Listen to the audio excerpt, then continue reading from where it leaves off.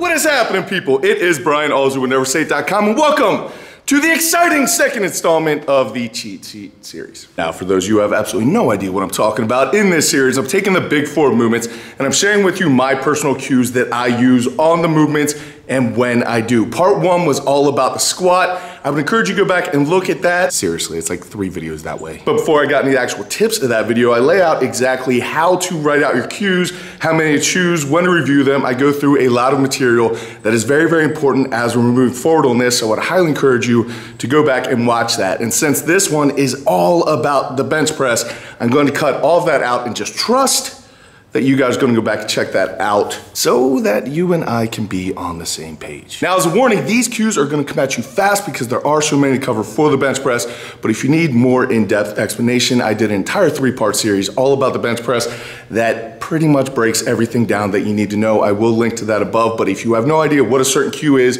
or you need a little more explanation on how to perform it, go back and check out that video, but for right now, let's get involved in these cues.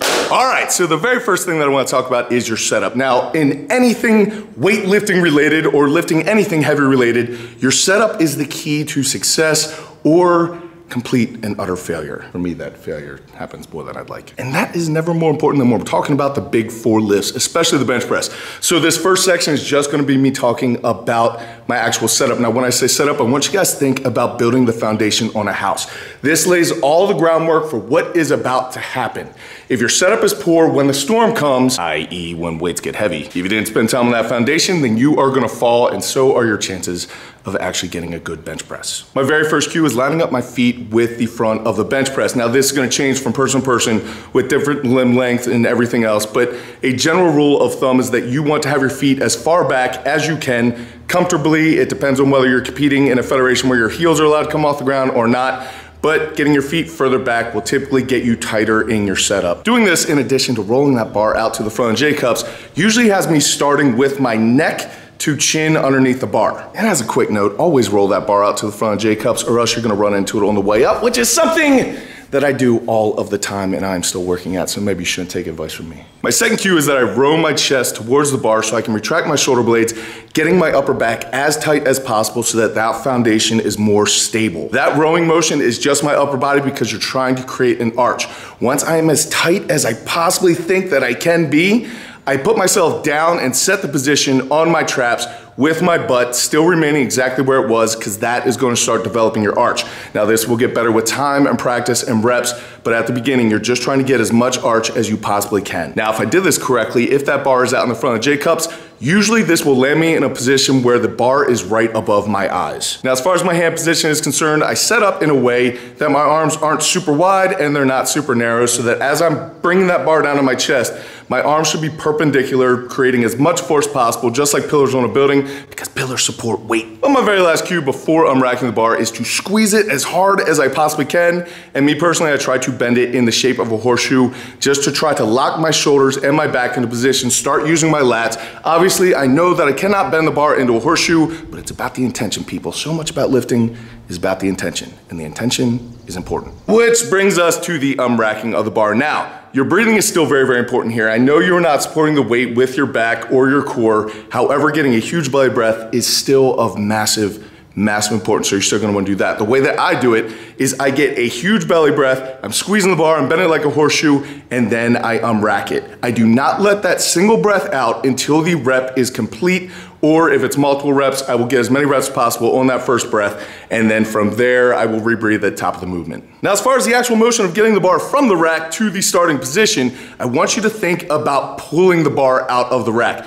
Do not unrack your shoulders and lift the bar out of the rack. If you did that, you completely undid all the work that you put in for your setup. If your shoulders roll at all when you were taking that bar out, you just lost a ton of tightness and you were leaving pounds out there with unicorns and Saturn. Not entirely convinced either exists. These are jokes, people. For me personally, this motion is very similar to a straight arm lat pull down. I'm trying to engage my lats and keep them engaged for the entirety of the descent of the bar. So this gets that started, as well as keeping my upper back tight and not losing any type of setup position by unracking the bar. Another way that I like to do this is by lifting my butt up right before I unrack. that changes the pivot point of the unracking position so that when I lift the bar up and then I put my butt down exactly where it was, do not let it slide out or else you're gonna lose part of your arch. But if you put your butt down exactly where it was, then that bar will move out and you won't have to have somebody unrack the bar for you if you don't want to. Now, once I'm in the start position, it's very important for me to remember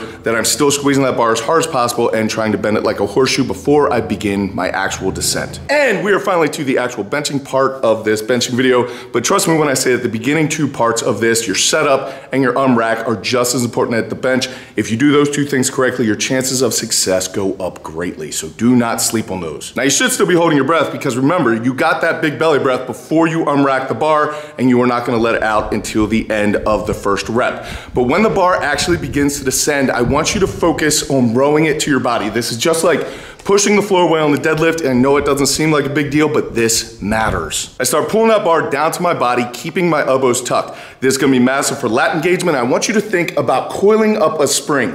As that bar descends, you should have been so tight. The pressure should be just building and building and building as that bar is coming down, and you wanna keep your elbows tucked because as you get later into the press, they're going to want to flare. That's gonna give you more horsepower, involving more muscle groups. If you start with them flared at the beginning, there is no place for it to go. They run out of real estate, and that bench press is gonna go about 2 inches off your chest and just live there for the rest of it. It's very, very sad, measly life. As I bring this bar down, I am aiming for a position at or just below my nipple line. Also, the second that that bar starts moving, I start initiating my leg drive. Now, I've done many videos about leg drive in the bench press, so I'm not gonna get involved in it right now, but if you do need more depth, click the link above.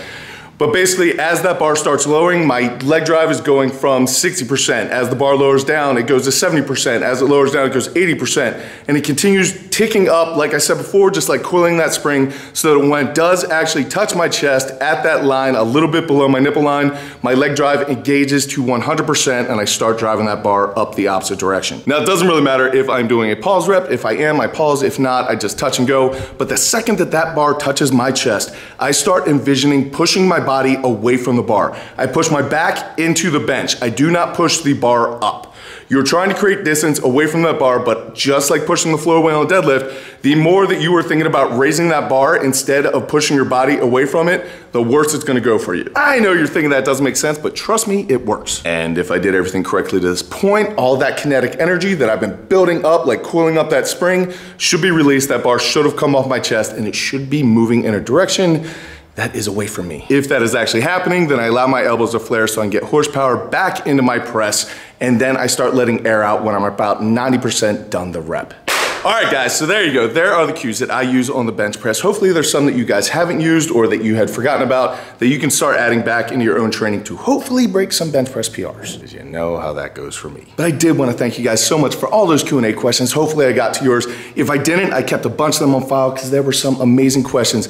So hopefully I'll either use some of them in the future or some were even awesome enough that I'm gonna make entire videos about that topic. So thank you guys. And thank you guys if you're brand new to the channel and you decide to subscribe. If you are not brand new to the channel, thank you so much for sharing the videos, guys. You are the only reason why I'm growing at all. I thank you so much. I'm overwhelmed. And also, a huge thank you to each and every single one of you who decided to go over to the Lowell brand and pick up some Never Say shirts for the 4th of July sale. We are almost out of stock. I think there's about 50 left of the stone gray with maroon Never Say and die empty on the back. And there's about 30 left of the blurple shirts. So if you guys want one, now is the time, because we will not be restocking them once they are gone. They are gone forever. But I do thank you guys so much, especially each one of you who have taken pictures and tagged me on Instagram or Facebook or the YouTube channel and just shown you doing awesome things in the shirts or just you being awesome places in the shirts. That is so cool to me. I thank you guys so much. I will be catching up with you guys probably early next week with either a different video or maybe another one of these cheat sheets. We still have the overhead press to cover and the deadlift, and I am gonna do an overhead press with leg drive because I think that is the superior overhead press, but I'm not sure exactly when that's gonna come out. But until then, go out, do something amazing, realize, keep working hard, people. Be nice to each other, and I'll see you then.